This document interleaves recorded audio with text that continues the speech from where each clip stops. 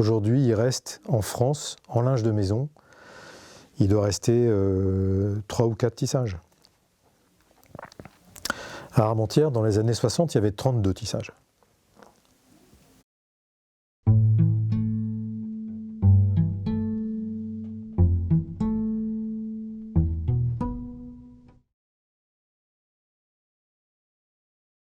Notre entreprise a effectivement une longue histoire puisqu'elle a été fondée par mon grand-père juste après la guerre en 1947. Au départ, c'était quelques machines à tisser qui étaient installées tout près d'ici, à Armentières. Progressivement, l'entreprise a grossi dans les années 50, essentiellement au départ en sous-traitance. C'est-à-dire que mon grand-père fabriquait du tissu pour des grands du linge de maison. Mon père est arrivé, fin des années 50 d'abord, puis dans les années 60. Et mon père a essentiellement développé l'entreprise vers la vente par correspondance. Et les grandes entreprises de VPC, la Redoute, les Trois Suisses, la Blanche Porte. On a accompagné finalement le développement de ces entreprises qui avaient de gros besoins en linge de maison. Et on est devenu, dans les années 60-70, un gros fournisseur de la Redoute, de Becquet, au point que quand moi je suis rentré dans l'entreprise, en 83, l'entreprise faisait 50% de son chiffre d'affaires avec la Redoute. Le métier principal de l'entreprise, c'était travailler sous marque distributeur et on n'avait finalement pas notre marque. Fin des années 70, début des années 80, c'était aussi le début de la grande distribution. Carrefour, les Auchan, les Leclerc, etc. Et nous, on a simplement poursuivi le métier que nous faisions avec la vente par correspondance. On a finalement copié-collé ce métier pour la grande distribution. Dans les années 90, entre 90 et 2000, la VPC et la grande distribution représentaient grosso modo entre 50 à 60% du marché français du linge de lit. On était devenu l'un des 2 ou 3 grands acteurs de la marque distributeur. On a vu évidemment à ce moment-là la crise du textile avec l'émergence d'un concurrent qui allait devenir extrêmement compliqué à gérer, c'est le Pakistan. Puisqu'aujourd'hui, le linge de maison français, le linge de lit français, on estime à 80% à peu près ce qui est acheté au Pakistan. Dans les années 90, 95, par là, on a été amené à se poser des questions sur notre stratégie. On s'est dit, ça ne va pas durer. Les Pakistanais sont très forts, très compétitifs, extrêmement compétitifs, et bénéficiaient d'un accès au marché européen avec très peu de barrières douanières.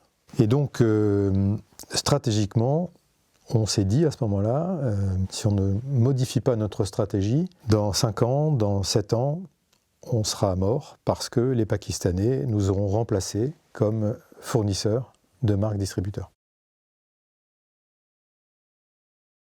Et la stratégie qu'on a choisie alors, c'est de monter en gamme et de nouer des accords ou de racheter des entreprises qui avaient un savoir-faire en linge de lit, en linge de maison, qui avaient une marque et qui avaient une ouverture que nous n'avions pas, nous, sur le très haut de gamme et l'étranger. C'est comme ça qu'on est entré en discussion avec Alexandre Turpot. J'ai pris l'initiative tout simplement de téléphoner au dirigeant et de lui dire voilà, je suis à Cholet, telle date, est-ce qu'on ne pourrait pas se voir pour en discuter ? C'est ce que j'ai fait, on a pris rendez-vous. Le dirigeant de l'époque m'a décrit une situation extrêmement inquiétante pour la société Turpot. Très vite, on a senti qu'il y avait quelque chose à faire et que on pouvait apporter à cette entreprise des moyens. C'était une entreprise qui était exsangue. Mais on sentait en même temps des gens passionnés par leur métier, passionnés par leur savoir-faire. Très vite, on a trouvé un terrain d'entente, on a racheté l'entreprise. C'est l'histoire aussi de Turpot qui nous a intéressés. Turpot employait plus de 1000 personnes au début du siècle dernier. Turpot, c'était presque l'inventeur et le dernier fabricant du mouchoir de Cholet. Dans le textile, on sait un peu ce que c'est quand même, le mouchoir de Cholet. Puis il y avait toute cette histoire avec le bon marché, avec les paquebots transatlantiques de la belle époque. Bon, il y avait vraiment une histoire passionnante, intéressante pour des industriels comme nous, quoi, qui étions plus jeunes, entre guillemets, puisque d'après-guerre, il y avait aussi, on l'a constaté, un intérêt très fort des clients de Turpo, qui avaient une stratégie partagée à l'époque, parce que Turpo aussi était un peu un fabricant de marques distributeurs. Turpo travaillait pour le Conran Shop, travaillait pour Habitat.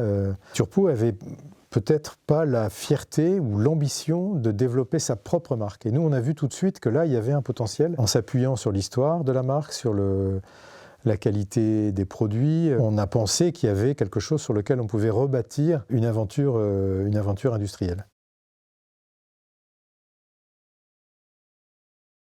Très vite, on a mis en place quelques gens de chez nous, et puis on a essayé de mettre en place un maximum de synergies entre Turpo et nous, des synergies sur les machines, sur les achats de machines, sur les pièces détachées, sur la fourniture de fils, sur la sous-traitance en oblisseur, et aussi évidemment des synergies commerciales, puisque à peu près au même moment, nous avions racheté 3 entreprises dans le même domaine de linge de lit haut de gamme, et donc on a pu mettre en place un petit groupe en fait et mutualiser un certain nombre de coûts, un certain nombre d'organisations, de process internes, notamment commerciaux, pour pouvoir développer l'entreprise. On a apporté cette capacité à commercialiser les produits de manière beaucoup plus efficace et plus rapide.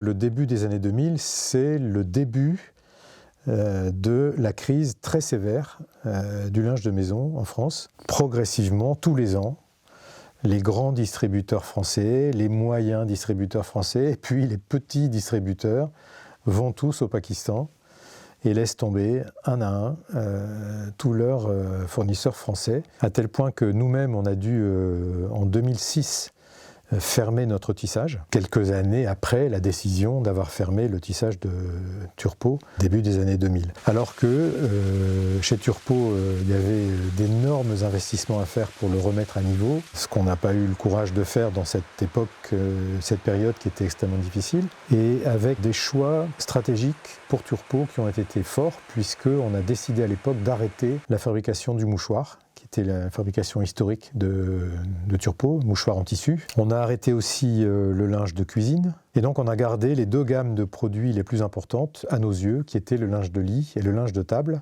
Et donc la fermeture du tissage s'est imposée d'elle-même dans ces années-là. Et c'est pas une honte, parce que quelques années après, on a fermé notre tissage à Houplines, qui était à l'inverse parfaitement moderne, parfaitement équipé. Décision cruelle, décision difficile, fermer les 2 tissages. Déménagement de Turpo à la Tessoile. Et puis, quelques années après, par le jeu des synergies mises en place au sein du groupe, il nous a semblé plus facile et plus intelligent de tout rapatrier finalement à Nieppe.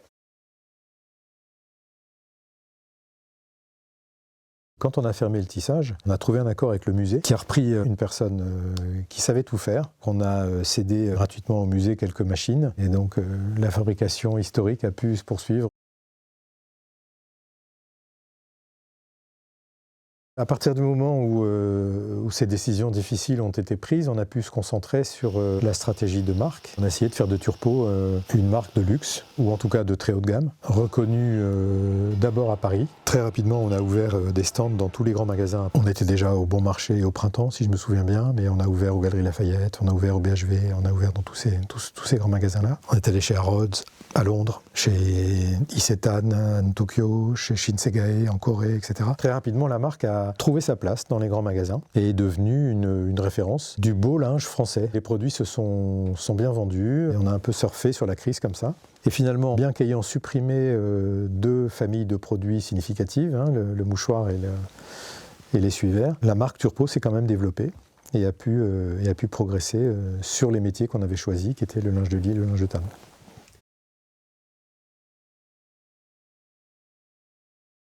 Sur le Made in France, c'est beaucoup plus ancien, je dirais, et c'est peut-être ce qui a fait que très vite les discussions avec Turpo ont avancé, c'est que ça a toujours été notre credo et notre stratégie, le Made in France. On a malheureusement dû fermer notre tissage, mais ça a été probablement la décision la plus dure de ma carrière. On s'est battu pour maintenir au moins un atelier de confection. C'est une performance d'avoir réussi à garder cet atelier, compte tenu des écarts de salaire, tout simplement, entre l'Asie, le Pakistan et nous. On a tenu bon et on a gardé cet outil de confection. On a tout fait aussi pour maintenir des partenaires ennoblisseurs, imprimeurs et teinturiers en France, en leur donnant au maximum du travail. Et on a gardé des partenariats avec des tisseurs, les quelques tissages qui restent. Pour le lin, par exemple, tous les tissus de lin Turpo, que ce soit en table ou en lit, sont fabriqués dans les Vosges. On a eu un début d'écoute depuis une dizaine d'années de la part de nos clients distributeurs pour essayer de répondre plus ou moins bien à une demande de leurs clients qui s'interrogent de plus en plus sur l'origine des produits textiles qu'ils achètent dans les magasins. On a aussi des gens passionnés par leur métier et qui ont envie de se battre pour que l'industrie textile se maintienne. Qu'on peut maintenant être capable de proposer du linge de lit, du linge de table, 100% fabriqué en France, depuis le tissu, en passant par le blanchiment, l'impression, la teinture et la confection. On peut avoir des produits 100% fabriqués en France pour les gens qui le souhaitent, pour qui ça colle avec leur stratégie et leurs valeurs.